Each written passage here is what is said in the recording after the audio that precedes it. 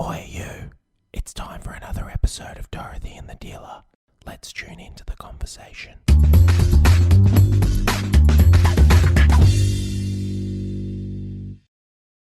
Hello, hello, hello. You know, somebody played this song to me the other night and it reminded me, I can't remember. What is love? Baby, don't hurt me. Don't hurt me no more. Do you remember that? Yeah, had a way. Oh man, that's when keyboards were in. You know, when keyboard and saxophone was sexy. Do you know when you feel a little old? Yeah. Is when you're looking through and they do this thing on Facebook and they go, these songs are 25 years old, and you're like, oh, that was just yesterday. I know. And I think I saw that like about 3 weeks ago. I saw something like these songs are all Baby, 25. don't hurt me no more. What is love? Baby, don't hurt me. Yeah.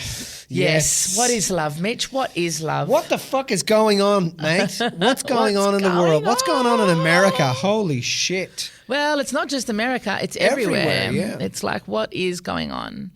It's been interesting, right? I've been really, I'm really like, I listen to the clients and what our clients and the kind of questions our clients are asking us, and most of them aren't getting hooked up in as much of that stuff, which I really love. That's good. But I think it's very worthwhile talking about what's actually happening, what we see is going on, so that we can, I suppose, I don't know, shed some light on our perspective of what. Well, I think it's an emergence of the light ages, right? But I think people wanted to people, I've said it from the beginning, we all asked for transformation, and hey presto, here we go. And everything is changing. Like China has just created its own type of Bitcoin. There's a change in currencies. There's a transformation in everything. There's an exchange of light. There's an exchange, because money is just light energy. That's what it is. It's an exchange of light. So the processes of change are happening. And this is just part of the process of what goes on. But people want it to be a certain way. But it feels like a real battle of light and dark, don't you think? Yeah, it definitely it's has crazy, elements of that. Yeah, and you're trying to work out who's the light, who's the dark. Is the left the light? Is the right the light? Well, that's what I think is the problem. Is that they think that people are separating. Exactly that. The biggest problem that I see is that people are separating, and whatever is happening out there, it's creating a separation inside. It's like, because you're this, then you must be against this. Yeah. If you're this, then you must be against this. So the biggest issue I see is the labelling of something as one way. And we talk about this all of the time. But people being asked to state their position on things. No, I mean, nobody has asked me that, right? Nobody's asked me personally or me. Because they know what they'd get. They did. But, people being asked to, what's your position on Black Lives Matter? What's your position on, the Trump situation?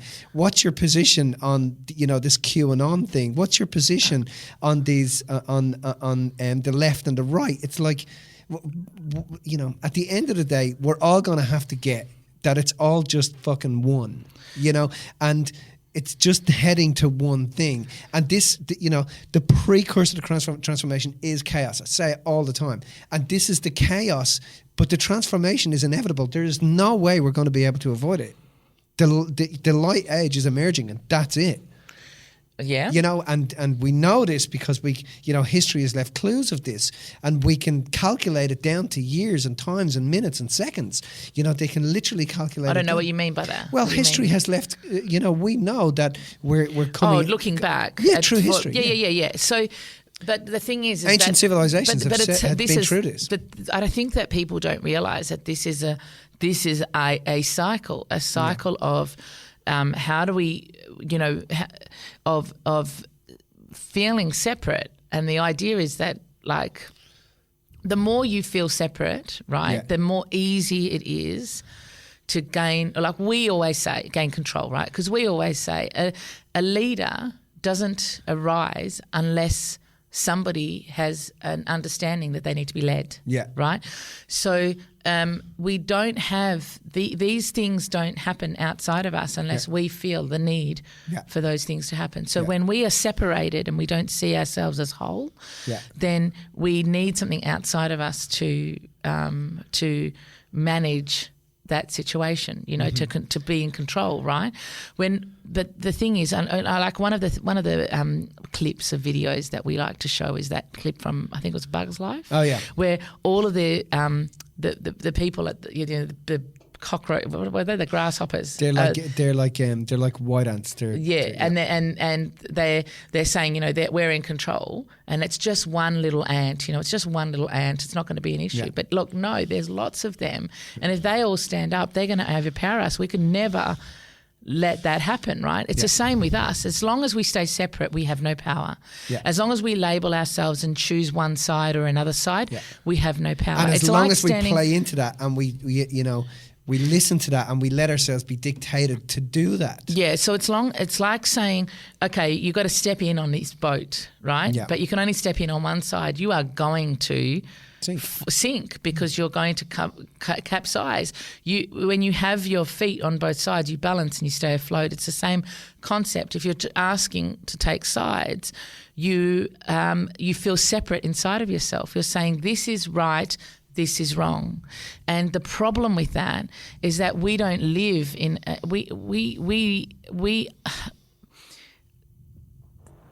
we're trying to how do you, what's the statement of singularity? You cannot impose a singularity onto a humanity that commands and demands duality. So it's like you cannot just pick one side, because you are going to have to succumb to that side. There is another, there's another perspective, and people don't see the other perspective.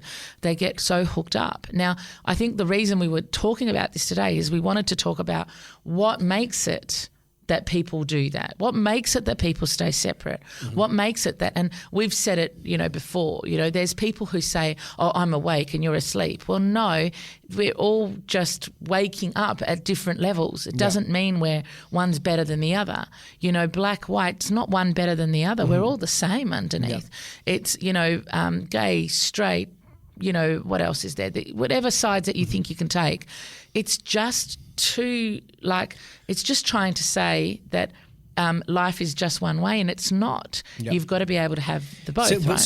So it's futile to try to impose that concept onto humanity of left or right or up or down or good or bad or gay or straight or it's insane to try to do that. So people play into that. Why though? So this is, I think, the important part, because I think that when we see ourselves, right. We rate ourselves. We rate ourselves as a separate existence.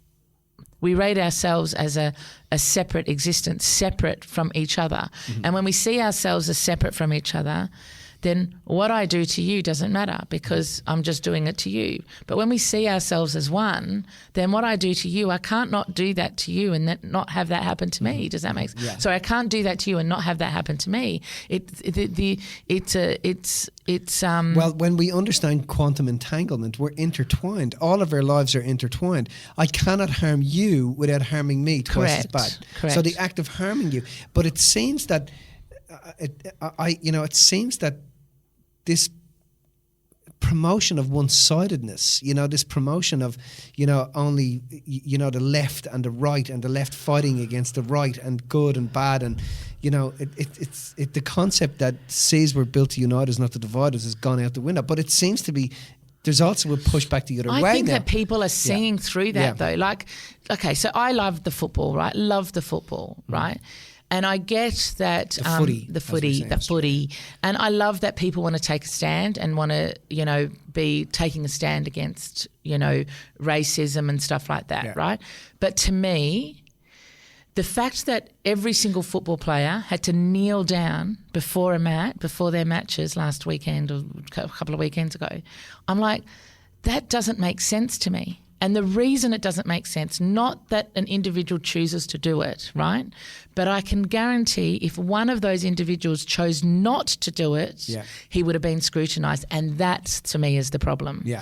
Because we all are being asked to say, take a side. Does that make sense? We're all being asked to say, black is black, white is white, and not see that there actually is a little bit of grey there, that there's something else. Not that it's about the bit in the middle. It's about the bit in the middle. Yeah, it's about understanding that we are, because the minute I didn't realise that happened in the footy. So the minute you're asked to drop to your knee is the minute you've succumbed to the fact that they've separated you. 100%. That is exactly what my problem is with that.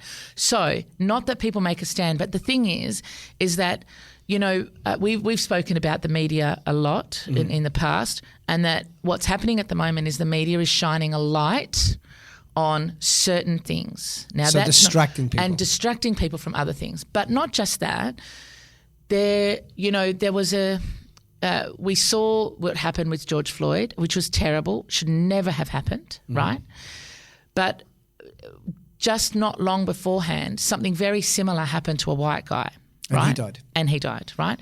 And 2 police officers had their knees to his neck, right? Yeah. But that's not visible, that's not seen, because that doesn't match what they want you to get annoyed about, right?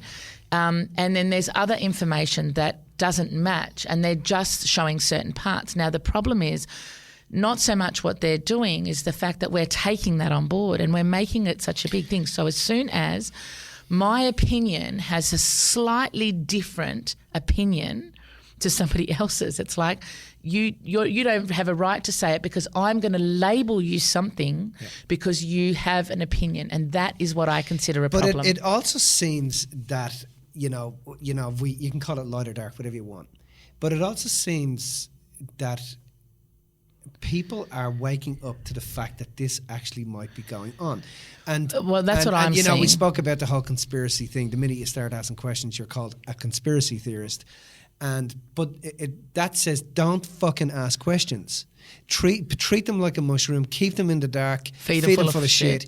And that's how we'll remain in control. So this push, which is a fucking tough push to keep us feeling like we're separate and to make us take sides and to separate is crazy. Like, that's not, we should be getting, we got to pull together. And so what's happening as well at the moment is that we're saying, because if I realise that I am you, if that copper realises that he is the person that he's kneeling on his neck, he's going to take his knee off his neck. If you understand that when you kill them, you kill you twice. When you destruct their life, your life destructs. You wouldn't go I think that this is what's actually going on, is that we're starting to realise that stuff, that this sense of separateness is how we've kept disempowered for so friggin' long. That's the thing. The separateness keeps you disempowered. I think that's one of the messages that I want to get across here, is if you see yourself as separate, it keeps you disempowered. It keeps you feeling small, because you label yourself as one part, not the whole thing. And my issue with the things that have happened is, like, deal with that on an individual basis, but don't blame that on a race. Does that make sense? Yeah. Or don't blame that on a point of view, or what political point of view you've got. It's like, if it base it on an individual basis, right? And I think I heard it was Morgan Freeman or someone say, stop calling yourself, like, how do you handle this? What do you say? Don't call yourself black or white. Just, you're a person. Does that make sense? And what we have to do as individuals is stop labeling ourselves and stop putting ourselves in one box, because if we do that, if we allow that to happen to ourselves, and if we're saying we're only one way, and it's like me saying I'm only happy. I'm only happy. I'm only happy. It's an illusion to say that you can only ever be happy. Mm-hmm. It's an illusion to say you can only ever be good, that you can only ever be nice. Everybody has elements of both sides inside of themselves. But so it's about understanding that you are that whole of yourself. And when you understand the whole of yourself, you understand something deeper. Right? I know I kept going when you wanted to speak there, right. But you understand something deeper. You understand that you are not this. You understand that this is just an experience that you're having.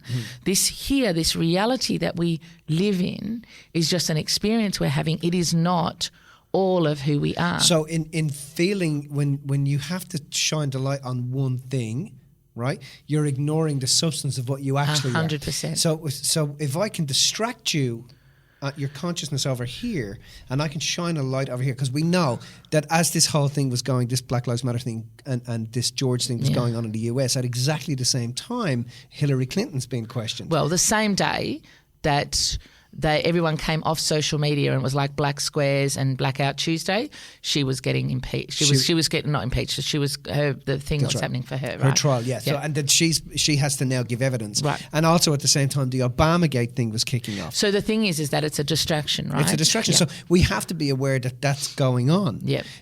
And the only way to overcome that is that we have to realize that not to be outwardly distracted and just remember your divinity, remember your light, remember that you're not this physical, this is just an experience that you're having in this physical form. It's correct. It's a fleeting, momentary, in the whole perspective of things, it's fucking like it's fleeting, it's very momentary. So that's also to say that it's not about going on the opposite side and going, oh my God, you people are stupid because you're not distracting looking, us and you're not watching what's and going you're not on. watching what's going on over here. Yeah. It's not about that. It's about you as an individual going, what's the whole picture? Yeah. How am I in this? What's my truth? What's my experience in this? And understanding that you are a spiritual being having a physical experience. Yeah. And your physical experience is going to be different for everybody, for every single person. Some people are experiencing white and some people are experiencing black. Some people are experiencing rich. Some people are experiencing poor. Some people are experiencing starvation. Some people are experiencing gluttony. Everybody's... And when you understand that, 100%. and you understand it in the terms of what the essence of what you are, which is timeless, spaceless,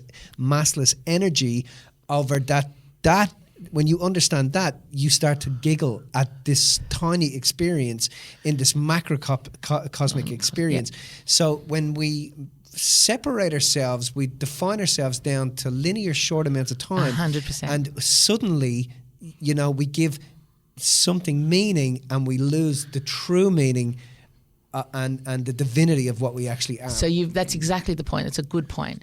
You give too much credence to this small, short expression of yourself. You are so much more than that. We are so much more than that.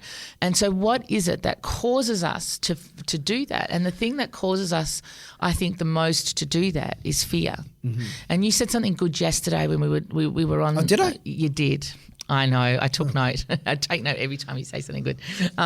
So no, you said something good yesterday because I was talking about people being afraid of death.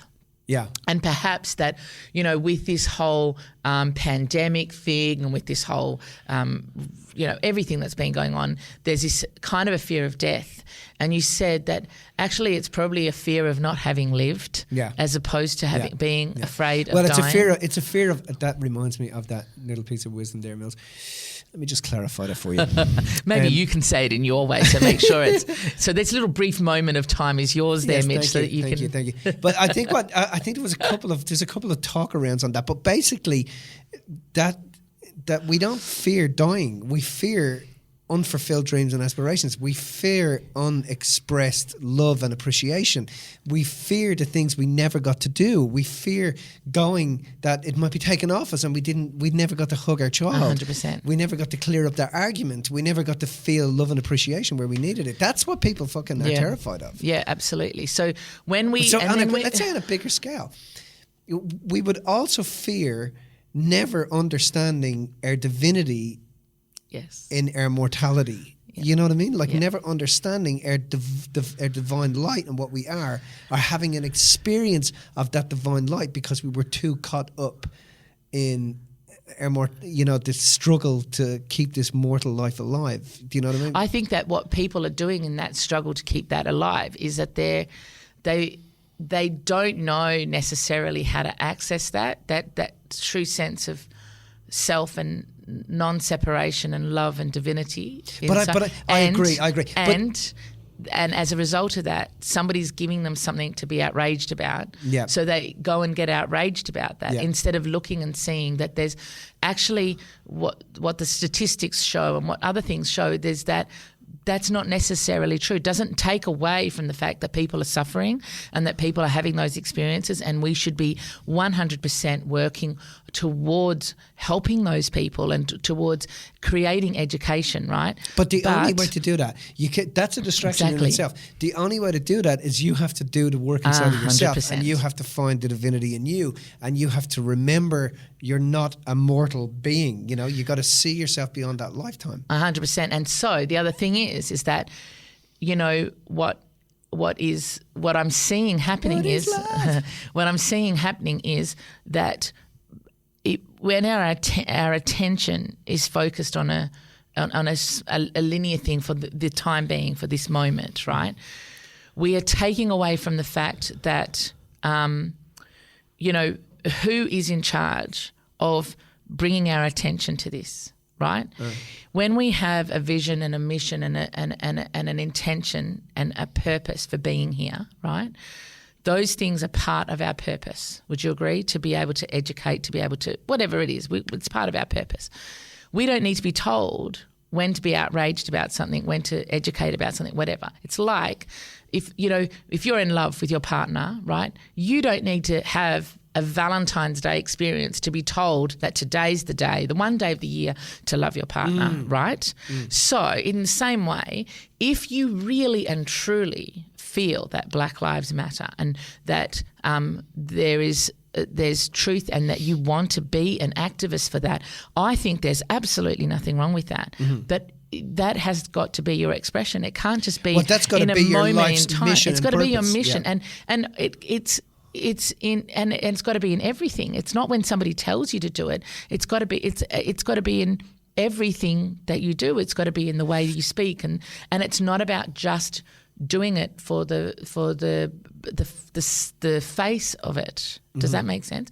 And I'm a bit concerned that that's what's happening at the moment, is that there's all this attention brought over here so that everybody can be focused on that, and that doesn't take away from the fact that we do need to educate ourselves about certain things, and we do need to improve and transform to a certain degree in terms of the love that we have for one another, the love that we have for ourselves and being whole human beings. But focusing on it because somebody's telling you to focus on it is not, to me, is jumping on a bandwagon. So I think one of the things that goes on then for people is, like, people could be listening to this and going, oh, that's all fucking well and good. So you're saying, you know, I'll come by and everybody should just, you know, go to the light and da-da-da-da-da. But it's like, no, there's actual things you can do to actually experience what you are, you know, like stopping and breathing when these things are happening, having the conscious awareness to not get engaged, but to remember and stop and breathe and allow yourself to be calm and don't get hooked in, you know, and don't emotionally react through poisons, be poised. Stop. Because then you have an actual effect on people, because it's like going in to save the children, right? The starving children in Ethiopia, right? Yeah. If you go in there because you want to fix everything, you have a perception that something is broken and you have no power to fix, because it doesn't work that way. When you go in with the power, with the understanding that no matter what, we are all human beings, we are all love, they are just another expression of me, right? And you go in for the purpose of educating and you go in for the purpose of love, then you have power. Then you have a place where you can actually transform and you can actually move and make a difference. Does that make sense? But I think people also want to try to avoid the visceral, physical pain and energy that it takes to actually stop and connect with themselves, you know. But the thing is that they excrete that pain anyway when they're getting angry or annoyed or righteous or wrongous about what's going on. But it also says, you know, because I mean, there's times I want to talk about how I'm seeing this piece or this piece, and you know. And you got to be aware that when you're doing that, you're engaged. Your consciousness is caught there. You're off focus with what you're here to do. You're off focus with your vision. I had a young client last week saying to me, you know, my clients are asking me what my position is. And I'm like, tell them to fuck off. You know, ultimately what you want to do is you want to say my position is my position. It's nothing to do with you. I'm here to actually help you build your vision, build your mission, get your life together, and show you that there are practices to do that. Don't get engaged in that stuff. You know, my position is to love you no matter what your position is. Yeah, you know, and that's what that's where I'm seeing a little bit of a disconnect, is that there's so much drive to say, no, you need to take a side. Yeah. You need to take a side, because when you take that side, I get to judge you or not based on the side that you choose. And that's what I see is where there's some disconnect, because it's almost like, if you're not on my side, well, then you don't agree with me, and I'm going to label you X, Y, Z. Mm-hmm. The labels are the issue. You label something good and you label something bad. You literally are part of the problem, because you are creating the sides. Mm-hmm. It's like when we understand quantum physics, quantum entanglement, when we talk about that, right? You cannot have one without having the other. Mm-hmm. So as soon as you label this, you create the other, and you perpetuate the other. Yeah. So, you know, and they're intrinsically linked, and they are one. Linked. And it's like there's people at the moment like literally going around tearing down statues. They've Gone with the Wind off freaking like taken off an episode of Fawlty Towers, taken off Little Britain's thing, and it's like, that doesn't make sense to me. It's like, this is a part of, if we can't learn from our past mistakes. So they've taken it off where? They've taken it off. They're not. Off what? Like whatever, the streaming services or whatever it is. Have taken it down. You literally cannot, yeah. And John Cleese has said something. John Cleese has done a couple of things about he goes, we were literally taking the piss out of this old bloke because of his views, but they've taken it down because of this guy, because of the, who was it, the general or whatever? Right. Anyway, and it's like, it doesn't make sense, because that's a part of our... if we don't learn from history, we're going to end up repeating it. Yeah. And the problem is that we just keep repeating the same cycles. Well, history that we don't learn from definitely repeats definitely, itself, for sure. 100%. So anyway, I think that the key that we're trying to say here is that it's about coming back to yourself, because when you own all of yourself, you understand that you're all of those things, and you don't need to take sides. You can get to be an empowered individual in and of yourself. Yeah. Don't you reckon? Yeah, 100%. 100%. Have a good day. If you found this information inspiring, make sure you subscribe and tune in to the next Dorothy and the Dealer podcast.